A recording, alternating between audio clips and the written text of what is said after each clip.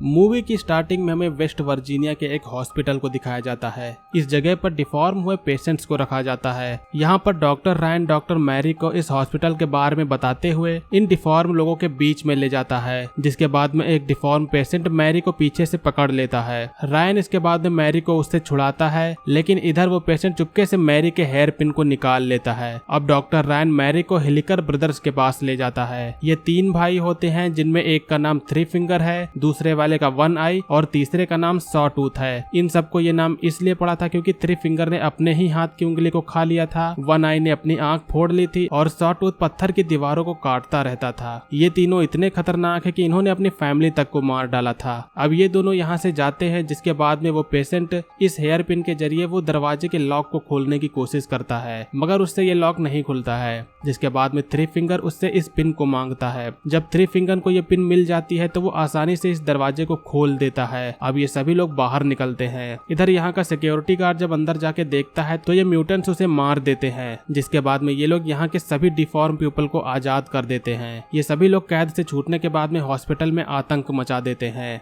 इधर हम देखते हैं कि इन हिलिकर ब्रदर्स ने डॉक्टर मैरी को पकड़ लिया है, जिसके बाद में वो उसे बेहद बुरी तरीके से मार देते हैं। डॉक्टर रायन को भी ये म्यूटेंट्स पकड़ लेते हैं और पकड़ने के बाद में उन्हें कटीले तारों में बांध देते हैं, जिसके बाद में डॉक्टर की भी खतरनाक तरीके से मौत हो जाती है। अब हमें 29 साल बाद में दिखाया जाता है। यहाँ पर एक फ्रेंड का ग्रुप होता है जो सभी लोगों के साथ में स्नोमोबाइल से घूमने जाने का प्लान बना रहे होते हैं। ये सभी लोग स्नोमोबाइल को मजे से चलाते हुए जंगल में काफी दूर आ जाते हैं। अब कुछ समय बाद में यहाँ पर बर्फ की हवाएं चलने लगती हैं और ठंड भी बढ़ जाती है। ये लोग यहाँ से निकलने का मन बनाते हैं, मगर ये लोग वापस जाने का रास्ता भूल चुके होते हैं। अब ये लोग एक रॉन्ग टर्न लेके दूसरी दिशा में चलने लगते हैं, मगर कुछ समय बाद में अब रात हो जाती है और तूफान भी तेज हो जाता है। इसी तूफान के बीच में उन्हें एक बिल्डिंग दिखाई देती है, जिसके बाद में वो उसके करीब जाते हैं। यह वही हॉस्पिटल होता है जहाँ पर डिफॉर्म लोगों का इलाज किया जाता था। अब ये सभी लोग इस हॉस्पिटल के अंदर जाते हैं। अंदर आने के बाद में कुछ आराम मिलता है। इनको ये बात पता चल जाती है कि ये जगह एक बंद पड़ा हॉस्पिटल है। अब एक तरफ ये लोग आराम से इसी जगह पर रुककर अगली सुबह का इंतजार कर सकते थे, मगर ये लोग इस जगह को एक्सप्लोर करने का मन बनाते हैं। अब ये फ्रेंड्स लोग आगे बढ़ते हैं, जहाँ उन्हें डॉक्टर ब्रेंडन रायन का ऑफिस मिलता है। वो लोग उसके अंदर जाते हैं, जिसके बाद में डेनियल को इस हॉस्पिटल के पेशेंट्स की फाइल मिलती है, जिससे ये लोग जान जाते हैं कि यहाँ पर डिफॉर्म लोगों का इलाज होता था। अब इधर तभी बाहर दिखाया जाता है कि 2 डिफॉर्म म्यूटेंट किसी की लाश को घसीट कर ला रहे हैं। इन लोगों को अभी नहीं पता होता है कि इनके अलावा यहाँ पर कोई और भी है। सभी लोग इस जगह पर साथ में बैठकर इस जगह के बारे में बात कर रहे होते हैं। जिसके बाद में विंसेंट बेसमेंट में जाके यहाँ के जनरेटर को ऑन करता है, जिससे यहाँ की लाइट्स जल जाती हैं। अब लाइट्स जल जाने के बाद में इन सब के अंदर भरा हुआ फन अब और भी बाहर आता है, जिससे ये सभी लोग मस्ती करते हुए डांस करने लगते हैं। मगर इधर एक ट्रांसपेरेंट शीशे की दूसरी तरफ से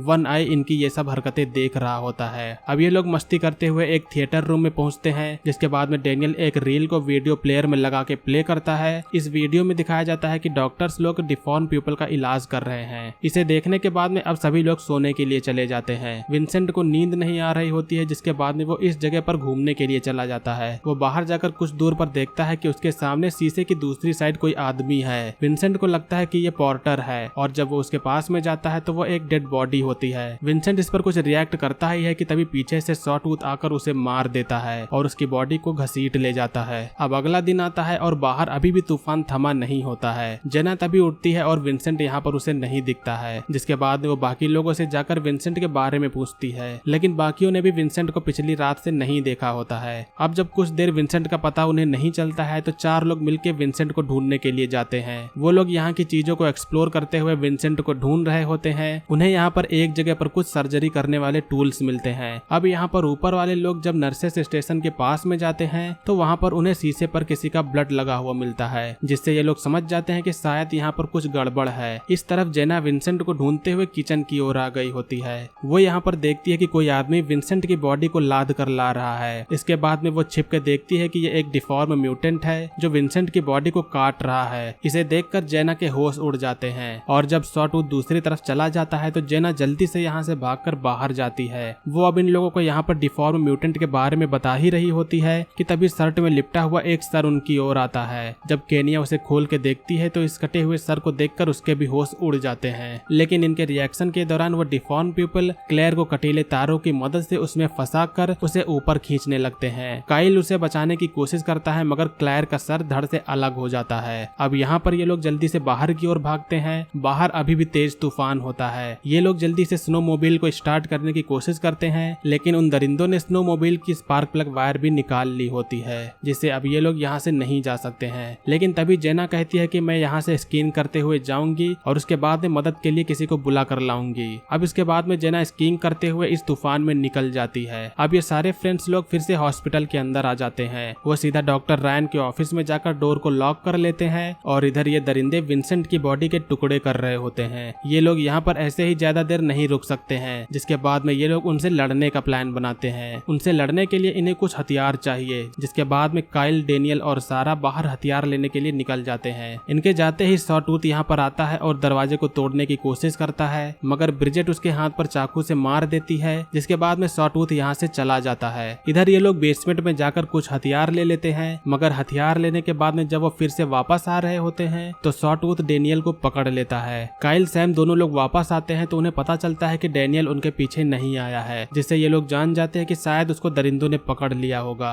अब इस तरफ ये दरिंदे लोग डेनियल को बांध देते हैं। वो लोग उसके कपड़े को फाड़ के उसकी स्किन काटते हैं, जिसके बाद में पास में उबल रहे ऑयल में डेनियल की बॉडी को फ्राई करके ये डिफॉर्म लोग खाते हैं। अब जब डेनियल खूब तेज चिल्लाता है तो उसकी आवाज इन लोगों तक भी आती है, जिसके बाद में ये लोग उसे बचाने के लिए जाते हैं। काइल अब जब अंदर किचन में जाकर अकेले चेक करने के लिए जाता है तो वो यहाँ पर देखता है कि तीनों डिफॉर्म पीपल डेनियल की बॉडी के मांस को काट कर खा रहे हैं। अब काइल जल्दी से बाहर जाकर इन सभी लोगों को ये बात बताता है कि ये तीनों डिफॉर्म पीपल उसके मांस को काट कर उसे बेरहमी से खा रहे हैं। काइल अब यहाँ पर एक प्लान बनाता है जिससे इन डिफॉर्म पीपल से लड़ा जा सके। काइल पीछे से जाकर उन दरिंदों पर सिलेंडर से हमला करता है और बाद में बाकी लोग भी हथियार लेके उन दरिंदों को दौड़ाने लगते हैं। जेन दूसरे रास्ते में आग लगा देती है, जिसके बाद में ये दरिंदे सेल की ओर चले जाते हैं, जिससे अब ये सभी लोग इस सेल के अंदर बंद हो जाते हैं। काइल तो तुरंत इन दरिंदों को मार डालने को कहता है, लेकिन केनिया कहती है कि हमें ऐसा नहीं करना चाहिए। अगर हम ऐसा करेंगे तो हम भी इन्हीं की तरह कातिल बन जाएंगे। अब यहाँ पर काइल इन दरिंदों के पास में रुकता है और बाकी लोग स्नोमोबाइल के प्लग वायर को ढूंढने के लिए निकल जाते हैं। अब इधर ये लोग काफी देर से प्लग को ढूंढते हैं, मगर उन्हें जब नहीं मिलता है तो वो सभी लोग सोने के लिए चले जाते हैं। इधर काइल भी सो रहा होता है। थ्री फिंगर को यहाँ पर फिर से वही पिन मिलता है जिससे वो पहले आजाद हुआ था। अब वो फिर से इसी पिन की मदद से इस गेट को खोल लेता है और बाहर निकलने के बाद वो काइल पर हमला कर देता है। इस साइड में केनिया जग कर काइल के पास में जाकर उसे चेक करने के लिए जाती है तो वो यहाँ पर देखती है कि वो सभी दरिंदे यहाँ पर आजाद हो चुके हैं। इसके बाद में वो भाग के बाकी लोगों के पास में वापस आती है। केनिया सबको बताती है कि वो दरिंदे भाग चुके हैं। तभी बाहर कोई आता है जिसके फेस पर बोरी लगी होती है। इन सभी लड़कियों को लगता है कि शायद ये कोई ट्रैप है, जिसके बाद में ये सभी लोग बाहर निकलकर उसे मार देती हैं। अब जब ये फेस से बोरी हटाती है तो इन्हें पता चलता है कि ये काइल था। ये लोग अब यहाँ से भागकर उनसे बच के एक कमरे में जाते हैं और इधर ये दरिंदे उनके पीछे पड़े होते हैं। इस कमरे में आके इन्हें पता चलता है कि बाहर जाने के लिए खिड़की बर्फ से ढकी हुई है। इस साइड में ये दरिंदे गेट को तोड़ने वाले होते हैं, जिसके बाद में ये लड़कियां बर्फ में छेद करके यहाँ से निकलने का ट्राई करती हैं। 3 लड़कियां तो यहाँ से बच के निकल जाती है, मगर जेना मारी जाती है। अब ये तीनों इस बर्फ के तूफान के बीच में भागती हैं, लेकिन ये दरिंदे उनकी स्नोमोबाइल लेकर उसे चलाते हुए आते हैं। अब यहाँ पर ब्रिजेट बहुत बुरी तरीके से मारी जाती है, जिसे देखने के बाद में केनिया असहाय होकर रो रही होती है। कुछ समय बाद में थोड़ी देर में सुबह हो जाती है।